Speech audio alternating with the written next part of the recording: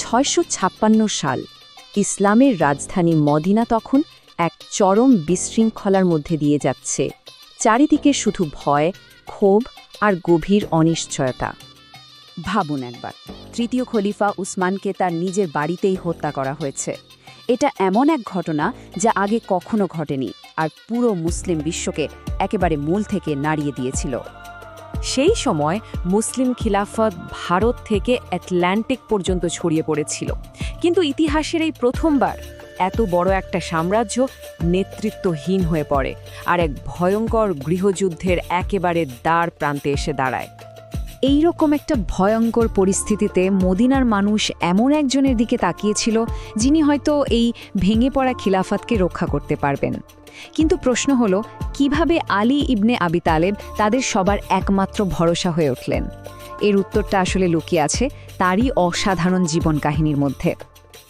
আলীর গল্পটা বুঝতে হলে আমাদের বেশ কয়েক বছর পেছনে ফিরে যেতে হবে, তার সেই শৈশবে, যা তার গোটা জীবনটাকেই এক অনন্য রূপ দিয়েছিল। আলী মক্কার এক সম্ভ্রান্ত পরিবারে জন্মালেও তার ছোটবেলাটা ছিল বেশ ঘটনাবহুল।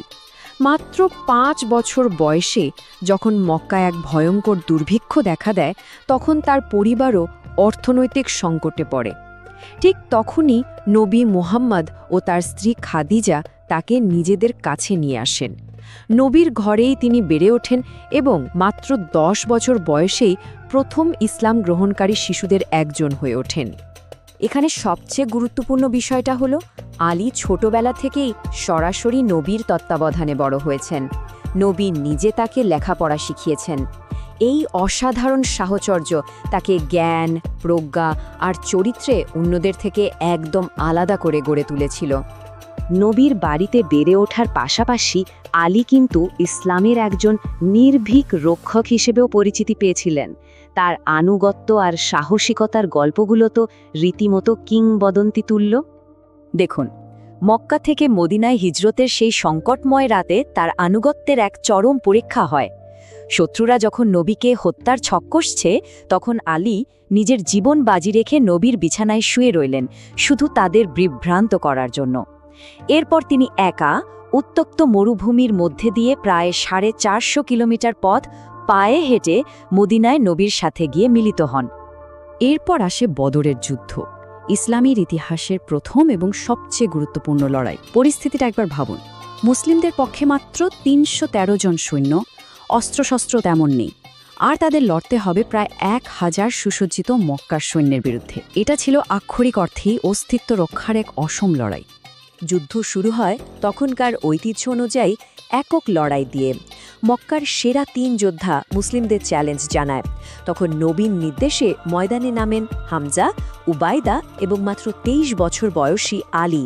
আর সেই তরুণ আলী প্রায় চোখের পলকে তার প্রতিপক্ষকে পরাজিত করেন। এই জয়টা মুসলিম শিবিরে যেন নতুন করে প্রাণ এনে দেয়। যুদ্ধের শুরুতেই তাদের মনোবল একেবারে তুঙ্গে উঠে যায়। বদরের যুদ্ধে আলীর প্রভাব যে কতটা অম্মম ছিল তা একটা সংখ্যা থেকেই বোঝা যায়। বলা হয়ে থাকে তিনি একাই 25 জনেরও বেশি শত্রু যোদ্ধাকে পরাজিত করেছিলেন। এই একটা যুদ্ধই তাকে আরবের অন্যতম সেরা যোদ্ধা হিসেবে প্রতিষ্ঠা করে দেয়। কিন্তু যুদ্ধক্ষেত্রের এই নির্ভীক যোদ্ধা ব্যক্তিগত জীবনে ঠিক কেমন ছিলেন? চলুন এবার তার পারিবারিক জীবনের দিকে একটু তাকানো যাক, যা তার চরিত্রের একটা সম্পূর্ণ ভিন্ন দিক আমাদের সামনে তুলে ধরবে। বদরের যুদ্ধের কিছুদিন পর আলী নবীর সবচেয়ে ছোট মেয়ে ফাতিমার জন্য বিয়ের প্রস্তাব নিয়ে যান।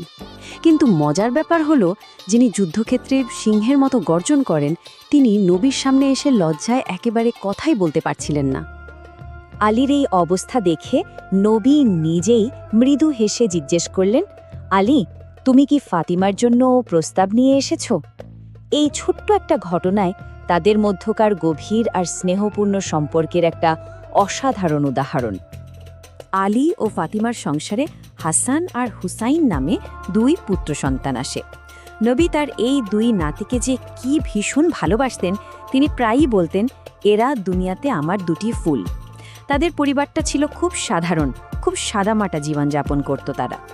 একবার তো নবী আলীকে মসজিদের মাটিতে ধুলার ওপর শুয়ে থাকতে দেখে ভালোবেসে তাকে আবু তুরাব অর্থাৎ ধুলার পিতা বলে ডেকেছিলেন, যা আলীর খুব প্রিয় একটা নামে পরিণত হয়। এবার আমরা এমন একটা যুদ্ধের কথা জানব যা আলীর কিংবদন্তিকে যেন চিরস্থায়ী করে দিয়েছিল এবং মুসলিমদের ইতিহাসেও একটা নতুন মোড় এনেছিল, আর সেটা হলো খাইবারের যুদ্ধ। খাইবার ছিল ইহুদিদের একটা অত্যন্ত শক্তিশালী আর দুর্ভেদ্য দুর্গ। মুসলিম সেনাবাহিনী দিনের পর দিন চেষ্টা করেও সেটা দখল করতে পারছিল না। বারবার ব্যর্থ হতে হতে মুসলিম সৈন্যদের মনোবল প্রায় ভেঙেই পড়েছিল। মুসলিমদের এই চরম হতাশার মুহূর্তে নবী এক ঐতিহাসিক ঘোষণা করলেন। তিনি বললেন, আগামীকাল আমি এমন একজনের হাতে পতাকা তুলে দেব যে আল্লাহ ও তার রাসূলকে ভালোবাসে এবং আল্লাহ ও তার রাসূলও তাকে ভালোবাসেন, আর আল্লাহ তার হাতেই বিজয় দান করবেন। এই ঘোষণার পর সবার মনেই তীব্র কৌতূহল তৈরি হল। পরের দিন সকালে নবী আলীকে ডাকলেন। আলীর চোখে তখন মারাত্মক সংক্রমণ, তিনি কিছুই দেখতে পারছিলেন না। নবী অলৌকিকভাবে তার চোখ ভালো করে দিলেন এবং তার হাতেই তুলে দিলেন যুদ্ধের পতাকা। এরপর আলী খাইবারের সবচেয়ে শক্তিশালী যোদ্ধা মারাহাবকে এক ভয়ঙ্কর দ্বৈরথে পরাজিত করেন এবং দুর্গের দরজা ভেঙে ফেলেন। মুসলিমদের চূড়ান্ত বিজয় নিশ্চিত হয়। খাইবারের বিজয় কিন্তু শুধু একটা সামরিক সাফল্য ছিল না, এটা মদিনার অর্থনীতিকে পুরোপুরি বদলে দিয়েছিল। খাইবার থেকে পাওয়া সম্পদ মুসলিমদের দারিদ্র্য দূর করে এবং মদিনা রাষ্ট্রকে প্রথমবারের মতো অর্থনৈতিকভাবে শক্তিশালী ও সমৃদ্ধ করে তোলে। নবীর জীবনের শেষ দিকে এমন কিছু ঘটনা ঘটে যা আলীর অবস্থানকে আরও স্পষ্ট করে তোলে। চলুন সেই সব গুরুত্বপূর্ণ মুহূর্তগুলোর দিকে একবার নজর দেওয়া যাক।